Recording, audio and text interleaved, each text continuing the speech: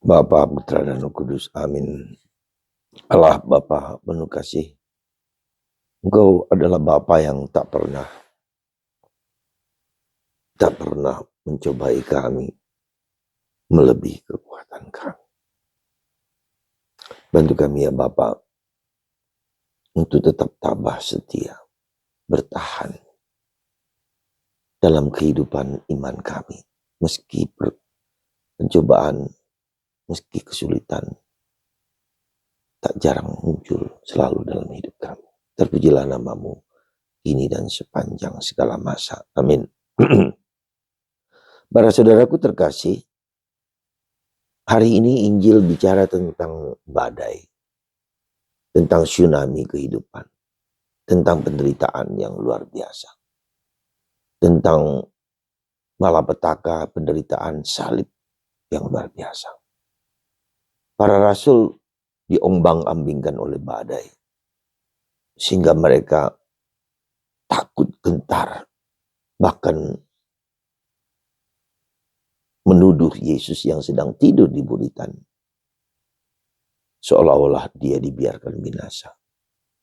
Seolah-olah Tuhan tidak melihat, mendengar, karena dirasakan Tuhan tidur.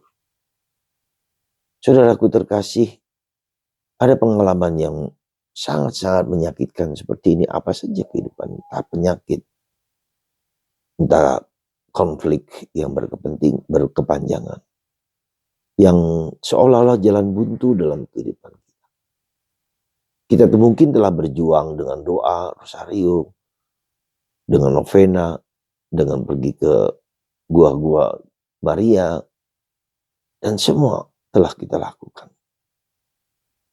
Jalan buntu Tuhan, jalan buntu. Bagaimana kita menghadapi jalan buntu kehidupan ini yang tak dapat kita selesaikan dengan usaha, niat kita semua. Kita bisa bilang mungkin Tuhan akan memberikan matahari setelah malam gelap. Kita bisa bicara bahwa ada maksud Tuhan dengan peristiwa kegelapan hidup ini. Kita bisa bicara bahwa saatnya memang belum tiba. Rencana Tuhan bukanlah rencana kita. Kita boleh bicara bahwa sungguh harus dijalankan malam-malam gelap ini. Sungguh Tuhan, kita bisa bicara banyak hal untuk menghibur, menguatkan, meneguhkan kita. Ya, dan itu bukan sesuatu yang tidak mungkin. Memang benar demikian. Dua-duanya benar. Kita harus bertahan, kita harus kuat, kita harus tabah. Tapi juga kita tahu bahwa bukanlah gampang sekedar omong. Karena kita harus mengalami dari sampai darah terakhir bahkan. Ya. Nah, dan mungkin juga kita mau dibentuk oleh Tuhan menjadi pribadi yang tangguh, yang kuat. Betul juga, semua benar. Tapi ketika kita mengalami itu, kita berteriak. Bahkan orang bisa menjadi putus asa. Bahkan ada orang yang karena putus asanya menjadi apa? Ya bisa menjadi bunuh diri atau perbuatan-perbuatan yang tidak pantas. Ya kita harus mengalami, merasakan. Bisa juga kita mengatakan bahwa kita harus membuang ego kita, kesombongan kita. Yang penderitaan itu membuat kita menjadi lebih rendah hati. Bisa jadi. Dan semua itu benar. Karena itulah para saudaraku terkasih. Mungkin saya mengatakan cara paling simpel yang sederhana meskipun berat adalah terus berjuang, terus bertahan. Dalam bacaan ini dikatakan ketika kita bertahan, kita akan ikut memerintah. Artinya apa? Ketika kita bertahan sampai akhir kepada Yesus, kita juga ikut, katakanlah seperti para kudus, para santo santa. Ya mereka ikut memerintah juga, ikut memberikan setelah mereka mati menjadi kudus, menjadi orang baik, menjadi suci kembali ke surga, dia memiliki peran juga untuk membantu orang lain, ikut memerintah juga. Jadi para saudaraku terkasih, saya hanya bilang, mari kita hadapi penderitaan ini dengan penuh iman, penuh kasih. 3 keutamaan teologal itu akan sedang membentuk kita menjadi pribadi yang beriman, semakin beriman, menjadi pribadi yang penuh kasih, saling mengampuni, memaafkan diri sendiri bahkan orang lain, menjadi pribadi yang penuh harapan,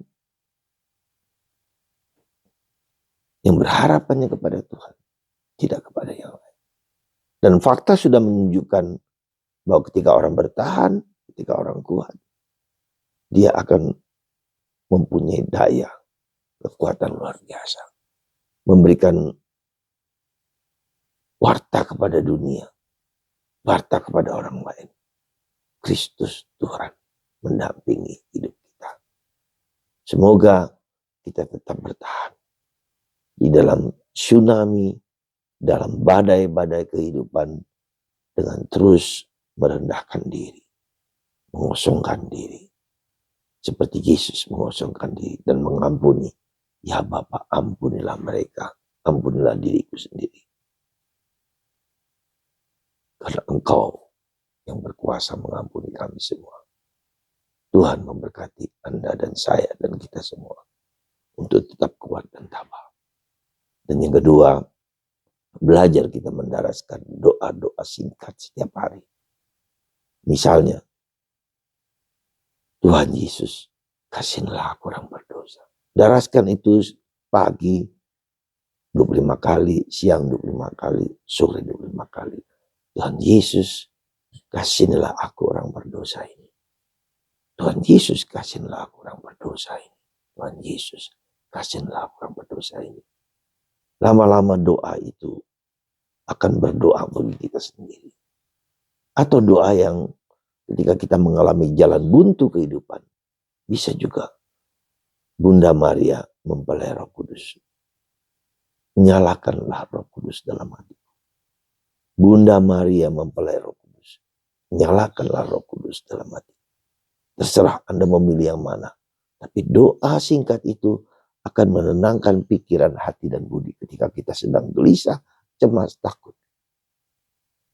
Dari jauh, saya mendoakan Anda dan memberkati Anda semua. Yang sulit, yang menderita, yang mengalami jalan buntu. Karena dalam Roh Kudus, nothing is impossible. Tidak ada yang tidak mungkin ketika kita menyerah kepada Tuhan. Berkat Tuhan atas kita semua. Bapa, Putra, dan Roh Kudus. Amin.